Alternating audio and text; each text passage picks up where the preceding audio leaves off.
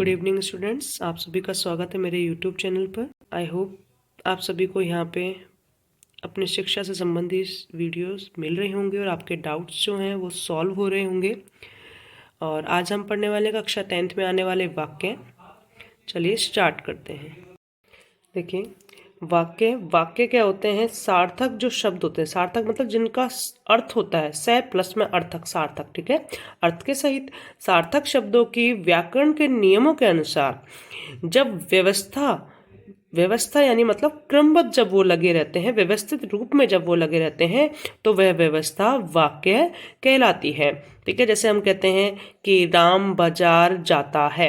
अगर हम यही बात, ये तो देखो व्याकरण के नियमों के अनुसार लगा हुआ है, बट हम यही उल्टा करते हैं, जाता है बाजार राम, या फिर हम कहते हैं है राम जाता बाजार, तो ये क्या हो गया कि शब्द तो सभी सार्थक हैं, बट वो जो क्रम है, जो व्यवस्था है, वो उचित रूप से नहीं है, व्याकरण के नियमों के अनुसार नहीं है कि कर्ता होना चाहिए, क्रिया होनी चाहिए, ठीक है, उस प्रकार से ना हो तो वो है वाक्य नहीं कहलाती है। अब वाक्य यहाँ पे मुख्यतः दो रूप में देखे जाते हैं, एक अर्थ के आधार पर जो कक्षा 9th में आप लोग पढ़ते हैं, दूसरा आता है रचना के आधार पर जिसको हम कक्षा 10th में पढ़ते हैं।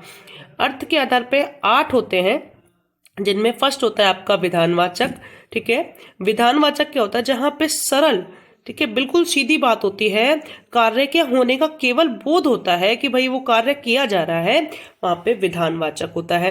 सेकंड आता है आपका निषेध। देखो नाम से ही पता चल रहा है, निषेध मतलब मना कर रहा है, जहां ना होने का, काम के ना होने का बोध हो, जैसे वह फल नहीं खाता है, नहीं खाता है, नहीं आ गया है मध्य में तो नहीं हो रही है क्रिया, तो मना कर दिया तो मतलब निषेधवाचक हो गया। आज्ञावाचक, जहां कार्य के लिए आज्ञा का बोध होता है, ठीक है, जैसे हम कह देते हैं कि तुम चुप बैठो, तुम अपना काम करो। जब आप क्लास में एंटर करते हैं तो आप पूछते हैं जिस प्रकार से, और टीचर जब आपको आगे देता है हाँ कि यस यू मे कम, ठीक है, जब आपको कक्षा अध्यापक या टीचर आपको बोलता है कि हाँ आप अंदर आ सकते हैं कक्षा के में, तो मतलब वो हो गए आज्ञावाचक, जहां आपको आज्ञा मिल रही है।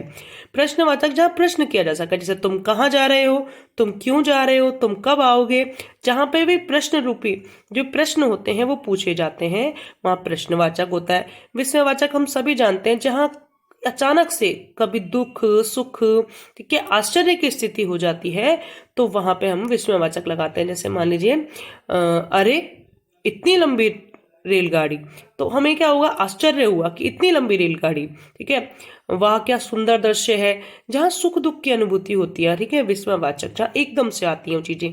उसके बाद आता है संदेह। संदेह नाम से स्पष्ट हो रहा है, जहां पर वाक्य में संदेह हो रहा हो, क्रिया के होने का, बात के होने पे ही संदेह है कि वह बात होगी क्या नहीं होगी। जैसे हम कहते हैं कि शायद आज ये हो चुका होगा, शायद आज बच्चे पढ़ रहे होंगे, ठीक है, जहां पे हमें कंफर्म नहीं है कि चीज हुई है कि नहीं। अगर क्रिया हुई है तो हम कहते हैं कि भाई कंफर्म है, हमें पक्का पता है कि यह क्रिया हो चुकी है। परंतु जहां नहीं पता, जैसे हम कहते हैं शायद आज बरसात हो, है ना, बादलों को देखते हैं हम तुरंत क्या कह देते हैं, शायद आज बरसात हो, तो हमें नहीं पता कि होगी, कंफर्म नहीं होता है, बट उनमें संदेह वाली बातें होती है, तो वहां संदेहवाचक होता है।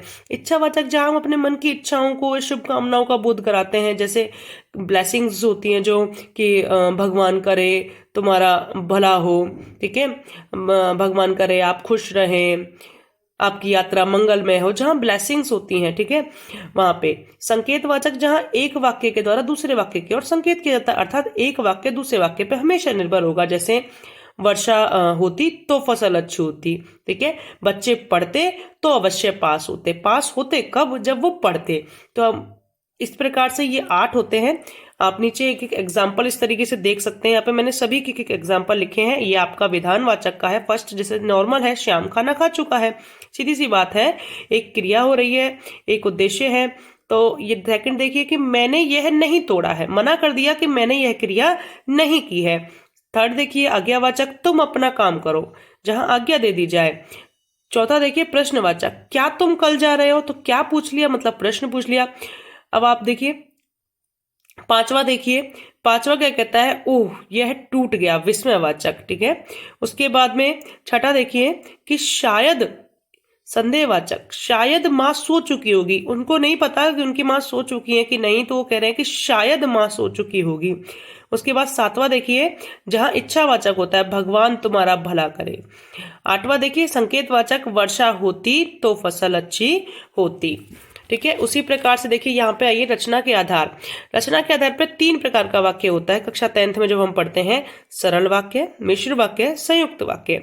सरल वाक्य क्या कहता है कि जहां बिल्कुल सीधे विधानवाचक की तरह वाक्य आते हैं, बिल्कुल सीधे, एक उद्देश्य एक विधेय, एक कर्ता एक क्रिया।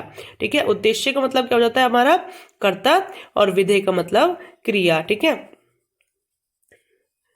उद्देश्य हमेशा करता रहता है, ये ध्यान रखिए, गलत मत कर दीजिएगा कभी। तो राम खाता है, तो राम कौन खाना खा रहा है, राम कर रहा है ना, खाने की क्रिया कौन कर रहा है, राम कर रहा है, तो राम कौन हो गया हमारा उद्देश्य हो गया, ये हो गया हमारा विधेय, अर्थात कर्ता और क्रिया एक ही आ गए। इनको पहचानने के लिए कभी कभी इनके मध्य में ही, ने, भी, ठीक है, राम ने खाना खाया, राम ने खेला, ठीक है, मैं भी जाऊंगा, ऐसे शब्द का प्रयोग हो जाता है। सेकंड आता है हमारा मिश्र वाक्य। मिश्र क्या कहता है कि जहां एक सरल वाक्य पर दूसरा आश्रित उपवाक्य हो। ठीक है, एक दूसरे पर डिपेंड करेगा, जो हमने यहाँ संकेत में बात की थी कि एक वाक्य पर दूसरा वाक्य डिपेंड करेगा, पहले के ऊपर दूसरा वाला हमेशा आश्रित रहेगा। जैसे वह मोहन है, ठीक है, ये हो गया हमारा सरल वाक्य। जो अधिक बोलता है, तो जो अधिक बोलता है कौन है, वह मोहन। ठीक है, तो पहले वाले पर दूसरा वाला डिपेंड है कि वह मोहन, मोहन की खासियत क्या हो गई कि वह अधिक बोलता है, जो अधिक बोलता है। ठीक है, इनके मध्य में जैसे शब्द देखिए, जो, जैसा, कि, जब, तब। जैसे हम कह देते हैं यदि, तो, जिसका, जिसे, लेकिन, क्योंकि, जहां, जिन। ठीक है, जैसे हम कह देते हैं कि तुम पढ़ते तो अवश्य सफल होते, है ना। उसने कहा कि वह कल आएगा, उसने क्या कहा कि वह कल आएगा। ठीक है, इसी प्रकार से संयुक्त वाक्य। संयुक्त वाक्य क्या कहता है, जहां 2 या 2 से अधिक सरल वाक्यों के मिलने से वाक्य बने, नया वाक्य बने, तो वहां संयुक्त वाक्य होता है। जैसे पानी बरसने लगा और मैं घर आ गया। पानी बरसने लगा एक सरल वाक्य, मैं घर आ गया दूसरा सरल वाक्य। जहां 2 सरल वाक्य आपस में जुड़ जाते हैं वहां पर क्या हो जाता है, हमारा संयुक्त वाक्य हो जाता है।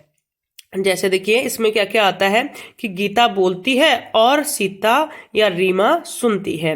अब इसमें मध्य में क्या क्या आ जाएंगे, हमेशा योजक चिन्ह आते हैं, जैसे और, तथा, व, परंतु, अथवा, इसलिए, अतः, किंतु, पर। योजक शब्द सभी जो आते हैं वो संयुक्त वाक्यों में आते हैं, इसलिए हमारी पहचान सीधी सी है कि यहाँ पे जहाँ एक कर्ता, एक उद्देश्य, एक विधेय, एक क्रिया हो तो सरल वाक्य।